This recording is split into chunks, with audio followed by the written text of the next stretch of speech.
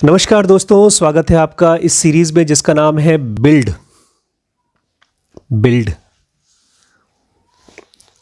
ये सीरीज है कैसे वर्ल्ड क्लास प्रोडक्ट्स बनाए जाते हैं और ये एकदम अनऑर्थोडॉक्स गाइड है। और ऑर्थोडॉक्स गाइड मतलब पुराने तरीके से जो चीज़ें बताई जाती हैं वो बताई जाती हैं, वो चीज़ होगी या नहीं होगी पता नहीं, लेकिन बिल्ड में जो चीज़ें बताई गई हैं वो लिटरली उस आदमी ने किया है, धक्के खाए हैं और उसने ढेर सारे प्रोडक्ट्स को सक्सेसफुल बनाया है। It is very rare. आज हम लोग बात कर रहे हैं, थर्ड वीडियो है of this chapter name as make the intangible tangible. Tony Fadell कहते हैं जब भी कोई प्रोडक्ट आप बनाना चाहते हैं, सबसे पहले ये क्या काम करते हैं पता है? अगर कोई आदमी आता है इनके पास, बोलता है मैंने बहुत अच्छा प्रोडक्ट बनाया है, तो उस प्रोडक्ट को लेकर के साइड में रख देते हैं और वो बोलते हैं मुझे बताओ क्या जिस प्रॉब्लम को तुम सॉल्व कर रहे हो इस प्रोडक्ट के बिना भी सॉल्व हो सकता है? क्योंकि अक्सर ऐसा होता है, हम लोग इतने एक्साइटेड होते हैं अपनी बनाई हुई चीज़ से कि हमको लगता है ये बहुत इंपॉर्टेंट है, और ढेर सारे 10 में से 7 या 8 ऐसे प्रोडक्ट होते हैं। जैसे आप सिंगर हैं, आप वीडियो बनाते हैं, आप भी कुछ एक्टिविटीज़ करते हैं, आप भी ऑफिस में काम करते हैं, पता नहीं आपको ऑफिस में होता होगा या कहीं पर भी, ढेर सारी एक्टिविटीज़ की, सर्विसेज की तो ज़रूरत भी नहीं होती, वो ऐसे ही बन जाता है और हम उसको बहुत केयर करते हैं बिकॉज हमने बनाया है। तो टोनी फैडल कहते हैं जो लोग भी आते हैं मेरे पास, मैं उनको बोलता हूँ साइड में रख देता हूँ प्रोडक्ट को और बोलता हूँ उसके बिना अगर काम चल जाता है तो उसकी ज़रूरत नहीं है।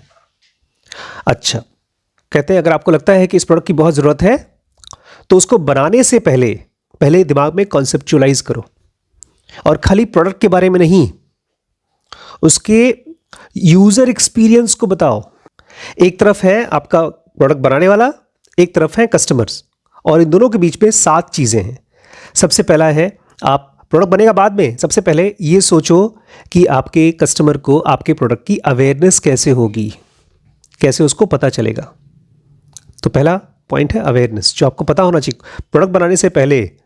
अगर आप सिंगर हैं तो आप पहले से सोचिए कि मेरा अगर मार्केटिंग होगा वो गाना, तो कैसे उसकी अवेयरनेस होगी। अगर अवेयरनेस के बारे में आप सोच रहे हैं तो उसमें ये सोचिए कि कैसे मैं पीआर करूंगी, कैसे मेरा गाना सर्च होगा या मेरा प्रोडक्ट सर्च होगा, या सोशल मीडिया पे कौन सा परफेक्ट सोशल मीडिया है और कितना खर्चा लगेगा उसमें, प्लस अगर मुझे पेड एड्स देने होंगे तो वो कैसे होगा। ये सब कुछ आएगा अवेयरनेस में। सेकेंड पॉइंट है एजुकेशन। आपके प्रोडक्ट का वेबसाइट कैसा होगा, आपके पास ईमेल एड्रेस कैसे मिलेगा उन सभी का जिसको आप इस प्रोडक्ट के बारे में जानकारी देंगे। वो राइट टारगेट लोगों तक आपका प्रोडक्ट जाना चाहिए। देखिए मेरे पास आज तक कोई भी नेस्ट का, इनका एक प्रोडक्ट है नेस्ट, उसका कोई ईमेल नहीं आया, एप्पल का कोई ईमेल नहीं आया। बहुत से ईमेल आते हैं, मैं बहुत से खोलता हूँ, बहुत से खोलता ही नहीं हूँ। अब नया एड्स आता है, आपने देखा है, हम लोग सर्च करते हैं तो उसका ऐड आना शुरू हो जाता है इंस्टाग्राम पे। लेकिन ये सब चीज़ें तो हम एज अ कस्टमर एक्सपीरियंस करें, हम लोग को सोचना होगा as a product maker, as a businessman. तो ये सेकेंड पॉइंट है कि आपके कस्टमर को आपके प्रोडक्ट का एजुकेशन कैसे होगा। थर्ड पॉइंट एक्विजिशन, आप अपने कस्टमर को एक्वायर कैसे करेंगे। उसमें आता है आपके कौन कौन से पार्टनर्स होंगे। कल पढ़ा था हमने, जब सेकेंड वर्जन आता है तब वो लोग क्या बनाते हैं, चैनल पार्टनर्स। जैसे नेस्ट ने किसको बनाया था, कॉस्टको को, और होम डेपो, टारगेट, वॉलमार्ट। आपका पेमेंट मॉडल कैसे होगा, अगर ऑनलाइन होगा तो कैसे लेंगे। Upsell, cross sell, delivery. इसमें आप लोग सुनते होंगे, अभी वैभव कुछ दिन पहले मुझसे पूछ रहे थे, बड़े पापा क्या सेलिंग होती है ऑनलाइन अमेजॉन की, जिसमें कि प्रोडक्ट का लिंक देते, एफिलिएट मार्किंग। ये एफिलिएट मार्केटिंग एकदम नया आया है इस तरह की, ये तो यूनिक चीज सोची है अमेजॉन ने। ऐसे आपको भी अपने आप से पूछना होगा, मैं अपने प्रोडक्ट को तो बेच रहा हूं तो अपसेल कैसे करूं। अपसेल क्या होता है, अगर मैंने एक मोबाइल बेच दिया है तो उसके साथ साथ उसका हेडफोन भी बेच सकता हूं। अगर मैंने नेस्ट का एक थर्मोस्टेट बेचा है तो कार्बन मोनोऑक्साइड का अलार्म भी बेच सकता हूं। अपसेल, क्रॉस सेल, इसके साथ साथ अगर मेरा प्रोडक्ट जा रहा है तो उसके साथ साथ कोई और चीज़ साथ में बेच सकता हूं, क्रॉस सेल। ये सब कुछ आता है कस्टमर एक्विजिशन में। और साथ साथ आप अगर प्रोडक्ट की डिलीवरी करेंगे तो कैसे करेंगे, ये सब कुछ आप लोगों को सुनने में थियरी लगती होगी, बिकॉज आप सब अभी प्रोडक्ट के साथ इन्वॉल्व नहीं हो, लेकिन आप जो भी काम करेंगे किसी भी सेक्टर में, किसी भी सर्विस में, तो ये सब चीज़ इन्वॉल्व होगी। नेक्स्ट पॉइंट है फोर्थ, ऑन बोर्डिंग।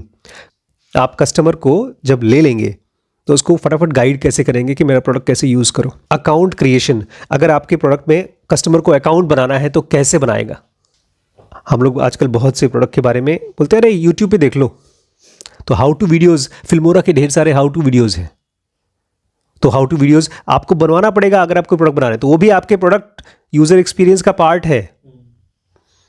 और कोई टिप्स अगर देनी है तो वो भी आपको ही सोचना पड़ेगा। इसलिए मैं कह रहा था, जब आप बड़ी बड़ी कंपनीज के काम को देखोगे तो आपको लगेगा अरे छोड़ो यार, ये सब टेंशन में मुझे नहीं घुसना। फिफ्थ पॉइंट है यूसेज। जब कस्टमर आपका प्रोडक्ट यूज़ करता है, उसमें आपके प्रोडक्ट की रिलायबिलिटी क्या है। क्या चीज़? ये क्या होता है? कितना चलेगा, उसकी यूजेबिलिटी क्या है। रिलायबिलिटी और यूजेबिलिटी में फ़र्क पूछिएगा अपने आप से। उसमें अपडेट्स कब और कैसे डालेंगे। हमारा जो ऐप बना है, अब उसमें हमारा जो लड़का है जो बनाता है हमारा ऐप, अब वो फ़ोन ही रिसीव नहीं करता, अब वो अपडेट डालता ही नहीं है। तो ये चीज़ हमने कभी पहले सोची ही नहीं, उसके साथ डिस्कशन ही नहीं किया, अपडेट कैसे और कब पड़ेगा, मुझे पता ही नहीं था। और उस प्रोडक्ट का पूरा लाइफ स्पैन क्या है, कितने दिन तक चलेगा, उसके बाद कब खत्म होगा। तो awareness, education, acquisition, onboarding, usage. Next आता है सपोर्ट। ये तो हमने कभी सोचा ही नहीं कि हमारे प्रोडक्ट को सपोर्ट की भी जरूरत पड़ेगी। सपोर्ट में आता है ट्रबल शूटिंग। ट्रबल शूटिंग मतलब कुछ प्रॉब्लम हुआ तो कैसे ठीक करेंगे आप। Knowledge base, call centre and community. आपके प्रोडक्ट को कॉल सेंटर भी चाहिए होगा अगर चाहिए हो तो, और आपके प्रोडक्ट को कम्युनिटी भी चाहिए होगी। लोग बनाते हैं कम्युनिटी, पता है एप्पल की अपनी खुद की इवेंजलिस्ट कम्युनिटी थी। उसको अभी हमने कुछ दिन पहले देखा था, रेनॉल्ट का एक मुझे स्टिकर दिया गया था, यू आर रेनॉल्ट टीम। लोग एनफील्ड की गैंग्स बनाते हैं, वो मार्केटिंग होती है। तो ये सब चीज़ें आती हैं कस्टमर सपोर्ट में। और last but not the least, loyalty. आप कैसे डिसाइड करोगे कि आपके प्रोडक्ट की लॉयल्टी बने। इसमें आता है न्यू प्रोडक्ट्स कस्टमर खरीदे, न्यूज़ लेटर्स। क्या है न्यूज़ लेटर्स? हफ्ते हफ्ते बताए कि कौन सा नया प्रोडक्ट आ रहा है, क्या है क्या। न्यूज़ लेटर्स लिखना पड़ता है आपको। Promotions, rating and reviews. Loyalty तब आती है जब आपका एक प्रोडक्ट इतना अच्छा होता है कि कस्टमर को लगता है मैं जाके उसके बारे में रिव्यू लिखूं। आज हम लोग जो पढ़ने वाले हैं उसका नाम है how to make a prototype user experience. मेरे लिए ये माइंड ब्लोइंग चीज़ थी जब मैंने पढ़ी थी, समथिंग कंप्लीटली अनएक्सपेक्टेड। आप अगर अपना प्रोडक्ट बना रहे हैं और उसको आप चाहते हैं मार्केट में बहुत अच्छा ब्रांड बन के बिके, तो उसके लिए आपको पूरे एक्सपीरियंस को प्रोटोटाइप करना पड़ेगा। प्रोटोटाइप मतलब एक एग्जाम्पल बनाना। अभी तक आपका फिजिकल ऑब्जेक्ट बना नहीं है, प्रोडक्ट बना नहीं है, लेकिन उसका जो कुछ भी अलग अलग पार्ट्स है जो हमने अभी बात की, 7 चीज़ें, उन सब को उतना ही वेट देना है जितना फिजिकल ऑब्जेक्ट को। जैसे पेन फिजिकल चीज़ है, तो अगर मैं कस्टमर एक्विजिशन है तो उसको भी फिजिकल पार्ट की तरह ही वेट देना है, उसको पहले से ही उसको बनाना है। इससे फ़र्क नहीं पड़ता है कि आपका प्रोडक्ट बिट्स का है या एटम्स का है, सबको आपके सारे स्टेप्स को फिजिकली कागज़ पे ड्रॉ करके आपको बनाना पड़ेगा, पिक्चर्स बनाना पड़ेगा। मेक मॉडल्स, कागज़ के बोर्ड्स के मॉडल्स बनाने होंगे। पिन मूड बोर्ड्स, आपको अपने वाइट बोर्ड पे मूड बोर्ड्स बनाने होंगे। अभी बात करेंगे क्या है। आपका जो प्रोसेस होगा, इस पूरे प्रोडक्ट का जो प्रोसेस होगा, उसका बोन्स को, बोन मतलब उसकी हड्डी को स्केच आउट करना होगा। आपका एक रफ वायर फ्रेम बन रहा है जिसको आप स्केच बनाओगे, उसके बोन्स का मतलब, अभी तक बाकी चीज़ें बाद में दिखाई, बोन्स सबसे प्राइमरी हड्डी है, उसका स्केलेटन है। आप अखबार वालों को एक प्रेस रिलीज लिखो कि मेरा प्रोडक्ट आने वाला है, स्टीव जॉब्स ने किया है। और अभी आप देखेंगे स्टीव जॉब्स प्रेस रिलीज होने के 6 महीने साल भर पहले से प्रैक्टिस करता था। तो अपने प्रोडक्ट का जो अभी तक बना नहीं है उसका प्रेस रिलीज लिखिए, इमेजिनरी प्रेस रिलीज। एक डिटेल्ड मॉकअप बनाइए, मॉकअप मतलब एक इमेजिनरी सीन बनाइए जिसमें आप देखते हैं कैसे कस्टमर ट्रैवल करता है आपके ऐड को देख करके आपके वेबसाइट पे, वहाँ से आपके ऐप पे, वहाँ पे इंफॉर्मेशन लेकर के अलग अलग जगहों पे कैसे पहुंचता है। हर एक टच पॉइंट पे ऐड एक टच पॉइंट है, आपका वेबसाइट एक टच पॉइंट है, जब वो खरीदता है तो टच पॉइंट है। इन सारे टच पॉइंट्स को आप मॉकअप बनाइए। और 5 टाइप के लोग होते हैं जो मार्केट में प्रोडक्ट खरीदते हैं। सबसे पहले कौन होते हैं? Early adapters. तो आप किस टाइप का रिएक्शन चाहते हैं अपने अर्ली एडाप्टर से? आपने बना दिया, अर्ली एडाप्टर से देखा, हाँ ठीक है, अच्छा है यार, ठीक है, तब नहीं बिकेगा। आप किस टाइप का रिएक्शन चाहते हैं अपने अर्ली एडाप्टर? अरे पता है यार क्या प्रोडक्ट आया है, ये चाहते हैं, या आपने इसके बारे में सोचा ही नहीं है रिएक्शन के बारे में? आप पहले से इमेजिन करिए कि जो भी प्रोडक्ट्स के, ग्रेट प्रोडक्ट्स के रिव्यूज़ होते हैं, वो हेडलाइंस जो न्यूज़पेपर में आते हैं या ब्लॉग्स में आते हैं, उसका रिव्यू कैसा होगा।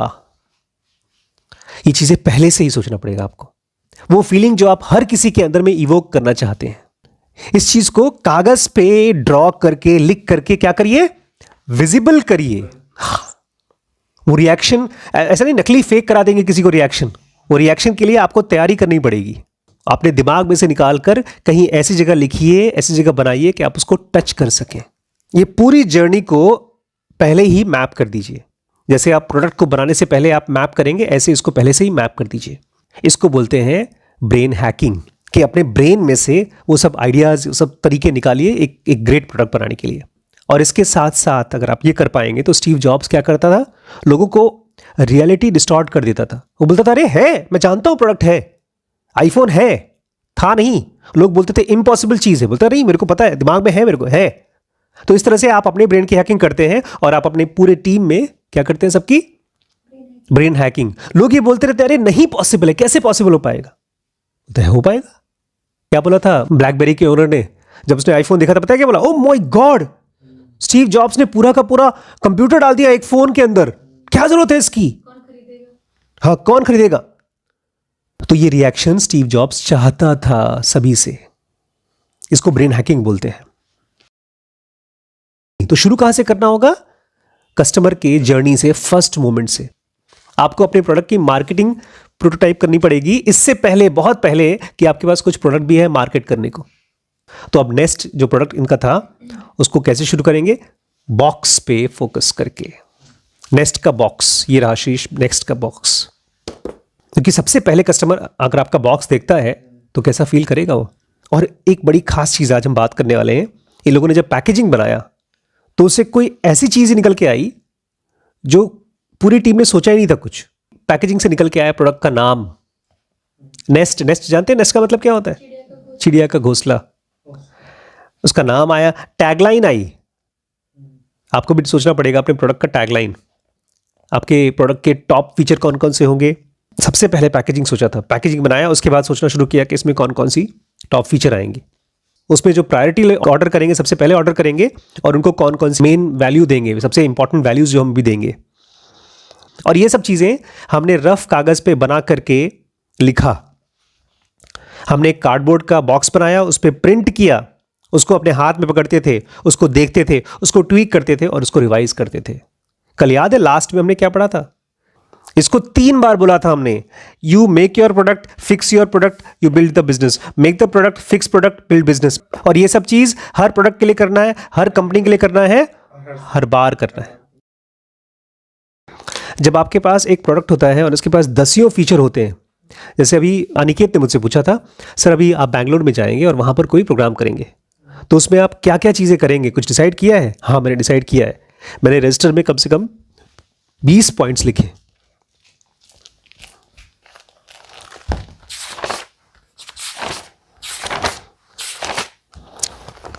ये सारे के सारे पॉइंट्स हैं, यहाँ तक 27 पॉइंट्स हैं इसमें। लेकिन ये पॉइंट्स इसलिए लिखे हैं बिकॉज मेरे पास रजिस्टर है बड़ा सा। टोनी फैटल कहते हैं जब आपके पास बॉक्स होगा तो आप मजबूर हो जाएंगे किस चीज़ में? आप सबसे पहले लोगों को क्या चाहते हैं कि वो समझे आपके प्रोडक्ट के बारे में। सबसे पहले 25 चीज़ नहीं, सबसे पहले एक चीज़। स्टीव जॉब्स ने लिटरली प्रेस रिलीज जो उसने बोला था उसको रटा था पहले। अभी उसके बारे में भी अलग कहानी है। तो आप जब छोटा सा बॉक्स बनाते हैं, क्योंकि कस्टमर सारी 20 चीज़ें नहीं याद रख पाएगा। अभी उनसे कल वैभव पूछ रहा था, बड़े पापा आपको बाहुबली बड़ी खास पिक्चर नहीं थी, लेकिन मैंने और अमन ने दोनों ने ये कहा कि नहीं बाहुबली बहुत अच्छी पिक्चर थी, कुल्हाड़ी से शाम को जब कुंडे आए, ढेर सारे पानी वाला सीन था, वो याद है। इसका मतलब राजा मौली ये चीज़ चाहते होंगे कि हम लोग कैसा फील करें, इसके बारे में उन्होंने पहले से सोचा है। आवाज़ आ रही थी ओ पंडारी, वो चीज़ याद है, उसने याद कराया है हम लोगों को। तो जब आपके पास फिजिकल लिमिटेशन होती है किसी बॉक्स की, तो आप मजबूर हो जाते हैं कि वो पहली फर्स्ट कौन सी फीचर है जो आपके कस्टमर आप चाहते हो याद रखें, सेकंड कौन सी फीचर याद रखें, थर्ड, खाली 3 चीज़ें याद करवाना है, क्योंकि आपके पास बॉक्स छोटा सा है। एक छोटे से बॉक्स में आपको एकदम क्रिस्प डिस्क्रिप्शन, बहुत छोटा सा डिस्क्रिप्शन लिखना पड़ेगा, और ये वही डिस्क्रिप्शन है जो हम बाद में वीडियोज़ में बार बार बोलेंगे, हमारे एडवर्टाइजमेंट में, हमारे वेबसाइट में, सब जगह ये वही जाएगा।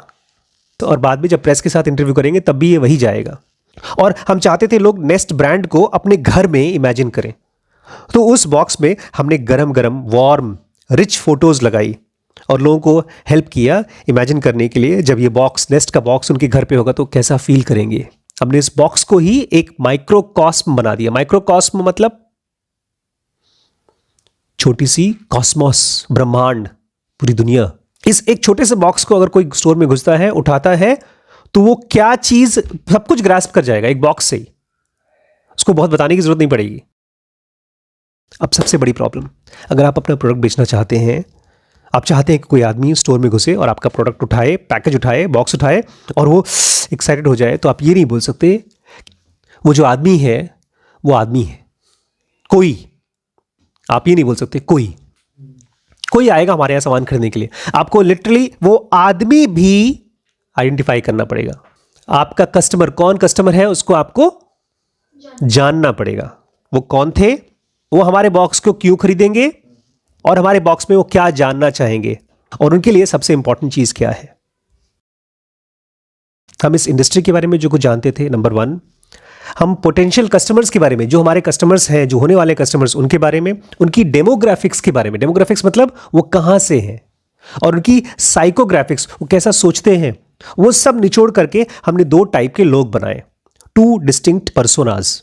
इसमें से एक औरत और एक आदमी। जो आदमी था उसके पास अपना खुद का आईफोन था और वो टेक्नोलॉजिस्ट था, हमेशा टेक्नोलॉजी को पसंद करता था, अपने आईफोन को बहुत पसंद करता था, और हमेशा कोई भी नया गैजेट आएगा तो उसको चाहिए। ये ऐसा आदमी था, अर्ली एडैप्टर। लेकिन डिसाइड कौन करता था? वो औरत। वो डिसाइड करती थी कौन सी चीज़ घर में आएगी और कौन सी चीज़ वापस जाएगी। वो नई चीज़ें वो भी पसंद करती थी, लेकिन कोई भी नई चीज़ हो जिसमें अभी तक टेस्ट नहीं हो पाया है तो उसको वो डरती थी उससे। इतनी detailed preparation even before the first product has been tried out. उसके बाद हमने इन दोनों को नाम दिया और चेहरा दिया। उसके बाद हमने मूड बोर्ड बनाया, उनके घर के बारे में, उनके बच्चों के बारे में, उनका इंटरेस्ट क्या है और उनका नौकरी क्या है। आपको मैं याद दिला दूं, नेस्ट एक ऐसा थर्मोस्टेट है जो बिजली का बिल बचाएगा। तो हम जानते थे कि ये अपने घर के बारे में क्या चीज़ें पसंद करते हैं और कितना वो अपने बिजली के बिल में खर्चा करते हैं पैसा। बोलते हैं हमको ज़रूरत थी देखने के लिए कि हम उनकी आंखों से देखें कि वो आदमी बॉक्स को क्यों उठाएगा, वो आदमी, ताकि हम वो अपनी वाइफ को, वो औरत को कन्विंस कर सके कि प्लीज़ रख लो इसको, बहुत इंपॉर्टेंट है।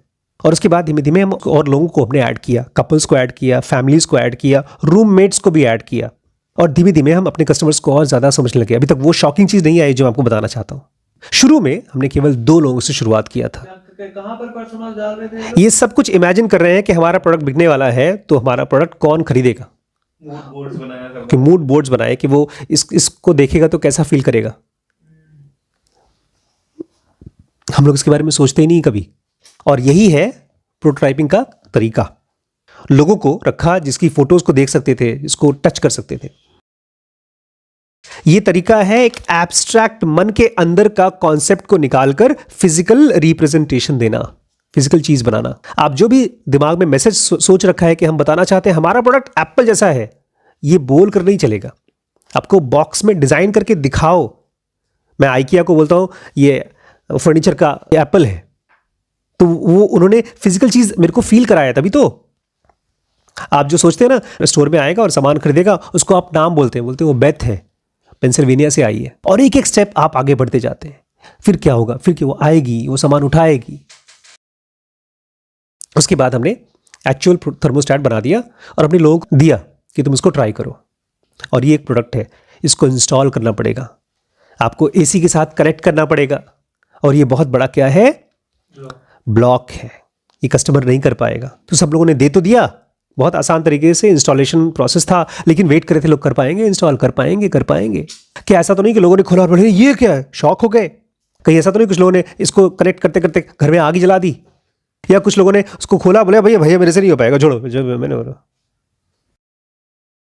और बहुत जल्दी जिन लोगों ने भी टेस्ट किया उन्होंने रिपोर्ट किया ठीक था, सब कुछ ठीक ठाक था। बोलते सब कुछ ठीक ठाक था, काम भी कर रहा है, इंस्टॉल हो गया, बट एक प्रॉब्लम थी, 1 घंटा लग गया इंस्टॉल करने में। पता है ना एक बार क्या हुआ था, एक पेशेंट थी बहुत ज़ोरों से चिल्ला रही थी, डॉक्टर गया, पेट में बच्चा था उसको, या कोई पेट में दर्द था, दरवाज़ा बंद करके फिर आ रहा है, बोलता है एक पेचकस ले आओ, फिर पेचकस लाए, फिर हथौड़ी ले आओ, हथौड़ी लाए, आरी ले आओ, आरी ले आए, करीब 10-12 चीज़ें मांगा। बोलते कर क्या रहे? बोलते मेरा बॉक्स बैग नहीं खुल रहा है ना, उसको खोलने की कोशिश कर रहा हूँ। यहाँ भी वही हाल है, 1 घंटा लगा हमारे इस इंस्टॉल करने वाले को, उसको 5 मिनट लगता है, 1 घंटा क्यों लगा? ये थोड़ी है कि भैया दीवार में होल करके इसको प्रोजेक्ट को लगाना है, तार लगाना है, वो सब नहीं कर पाएगी बेथ।